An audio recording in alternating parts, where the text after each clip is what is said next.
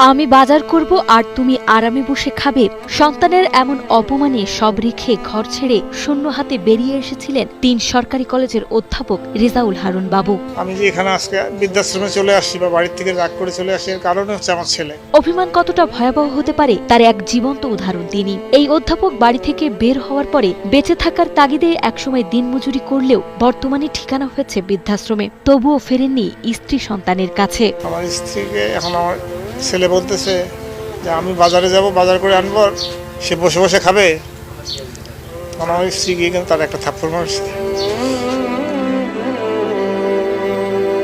আধা পাকা টিন শেডের ছোট্ট ঘরে ২৫ জনের সঙ্গে গত ১ বছর ধরে কাটছে অবসরপ্রাপ্ত অধ্যাপক রেজাউল হারুন বাবুর জীবন। তার বন্ধু তালিকায় বর্তমানে সরকারের একাধিক প্রভাবশালী মন্ত্রী থাকলেও সন্তানদের দেওয়া আঘাতের নীরব প্রতিবাদ হিসেবে তিনি এই বৃদ্ধাশ্রমে জীবনের বাকিটা সময় কাটানোর শপথ নিয়েছেন। এমনকি কারোর সাথে যোগাযোগ রাখবেন না বিধায় নিজের ব্যবহৃত মোবাইল ফোনটিও ছুঁড়ে ফেলেছেন পানিতে। তার অভিমান এতটাই প্রকট যে প্রতিবেদনের স্বার্থে সন্তানদের সাথে যোগাযোগ করতে দিতেও নারাজ এই বাবা। ছেলে মেয়ে নিয়ে, স্ত্রীকে নিয়ে ভালোই ছিলাম আমি আল্লাহর রহমতে। আমার মেয়েটা আমার খুব আদরের, তো মেয়েটা সবসময় আমার কাছেই থাকতো আর কি। আমার সুবিধা অসুবিধা সব মেয়েটা দেখতো আর কি। আমি যদি একটু কিছু খাইতে চাইলে মেয়েটাই রান্নাঘরে দৌড়।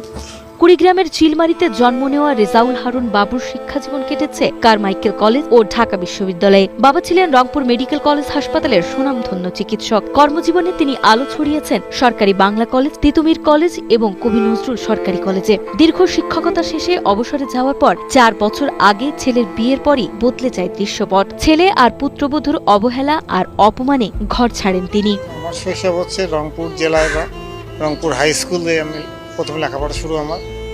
তারপর ওখান থেকে কারমাইকেল কলেজ থেকে অনার্স কমপ্লিট করার পর ঢাকা ইউনিভার্সিটি যাই, চাকরি জীবন শুরু করি।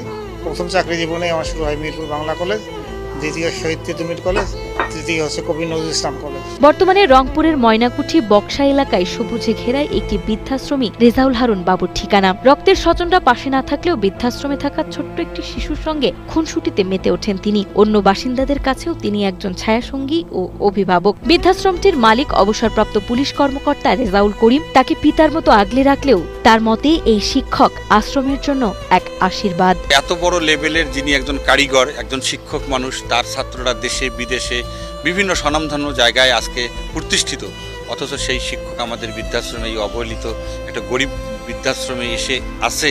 এটাই আমরা কৃতজ্ঞতা বলি, স্যারকেও কৃতজ্ঞতা জানাই। আমরা খুশি, আমরা এখানে সবাই খুশি। সবাই ওই শিক্ষক দিকেই সবাই স্যার করি, আর অনেক শিক্ষিত তো।